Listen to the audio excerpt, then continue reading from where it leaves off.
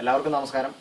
അപ്പോൾ ഇന്ന് നമ്മൾ നോക്കാൻ പോകുന്നത് ഒരു വണ്ടിയുടെ വൈപ്പർ എങ്ങനെ ചേഞ്ച് ചെയ്യാന്നുള്ളതാണ്. സാധാരണഗതിയിൽ ഒരു 90% ആളുകളും ഇതിനൊരു സർവീസ് സെന്ററിനെ സമീപിക്കുകയാണ് പതിവ്. അപ്പോൾ അതിൻ്റെ ഒന്നും ആവശ്യമില്ല, നമ്മൾക്ക് തന്നെ വളരെ സിമ്പിളായിട്ട് ചെയ്യാവുന്ന ഒരു കാര്യമാണ്. അപ്പോൾ നമുക്കത് എങ്ങനെ ചെയ്യാമെന്ന് നോക്കാം. കാരണം വൈപ്പർ മിക്കവാറും എല്ലാ സ്പെയർ പാർട്സ് കടകളിലും അവൈലബിൾ ആണ്.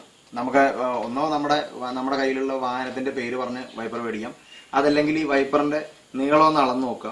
എന്നിട്ട് ആ അളവ്, കാരണം ചില വണ്ടികളിൽ രണ്ട് വൈപ്പറും രണ്ട് അളവായിരിക്കും. അതായത് ഡ്രൈവർ സൈഡ് വൈപ്പറിന് ചിലപ്പോൾ നീളം കൂടുതലായിരിക്കും, കോ ഡ്രൈവർ സൈഡ് കുറച്ച് ചെറുതുമായിരിക്കും. ഇത് ഒമിനിയാണ്, ഇതിന്റെ രണ്ട് ബ്ലേഡും ഏകദേശം ഒരേ അളവാണ്.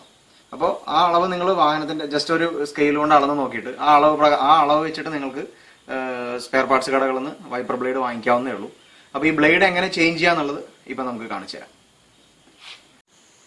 ഇപ്പോൾ വൈപ്പർ ഈ പൊസിഷനിലായിരിക്കും ഉണ്ടാവുക എപ്പോഴും. അപ്പോൾ നമ്മൾ ജസ്റ്റ് വൈപ്പറിനെ ഒന്നിങ്ങനെ പൊക്കി വെക്കുക, ഇതിങ്ങനെ നിന്നോളും. അത് കഴിഞ്ഞിട്ട് നമുക്ക് വൈപ്പർ, ഇതിൻ്റെ ലോക്ക് വരുന്നത് ഈ ഭാഗത്താണ് വൈപ്പറിൻ്റെ ലോക്ക് വരുന്നത്. അപ്പോൾ ഈ വൈപ്പറിനെ ജസ്റ്റ് ഇങ്ങനെ ഒന്ന് തിരിക്കുക. തിരിച്ചു കഴിഞ്ഞാൽ നമുക്ക് ഈ ലോക്ക് ക്ലിയർ ആയിട്ട് കാണാൻ പറ്റും.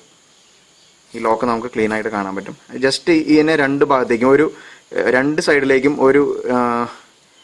ചെറുതായിട്ടൊന്ന് അകത്തി കൊടുത്താൽ മതി.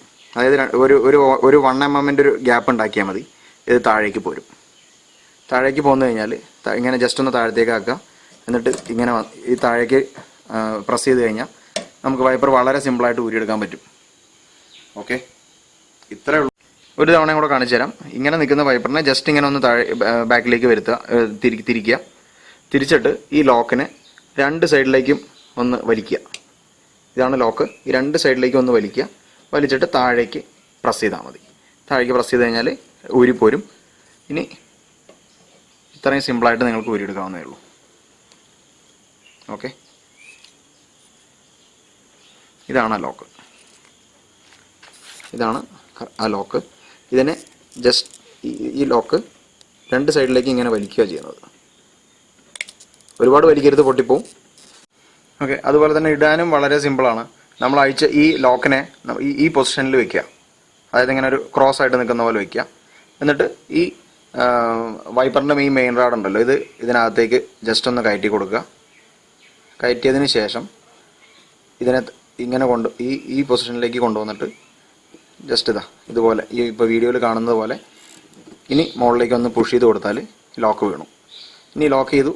ഇത് കഴിഞ്ഞ് ഈ വൈപ്പറിനെ ഈ പൊസിഷനിലേക്ക് കൊണ്ടുവന്നു കഴിഞ്ഞാൽ ഇനി ഇത് ഊരി പോരില്ല, ലോക്കായി കഴിഞ്ഞു. ഇനി നമുക്ക് തിരിച്ചിതുപോലെ വയ്ക്കാവുന്നതേ ഉള്ളൂ. അപ്പോൾ വളരെ സിമ്പിളാണ്.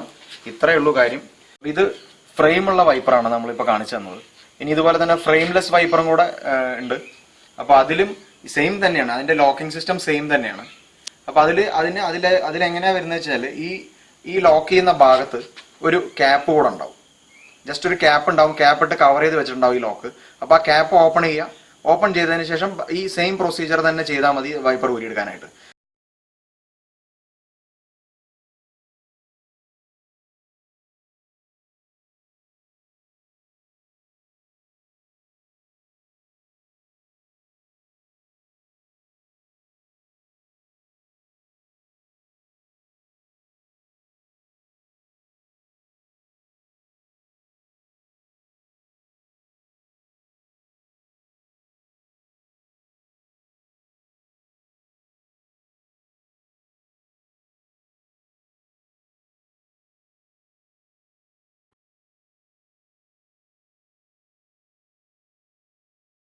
അപ്പോൾ ഇന്നത്തെ വീഡിയോ ഇത്രയേ ഉള്ളൂ. അടുത്ത വീഡിയോയിൽ കാണുന്നവരെ ബൈ ബൈ.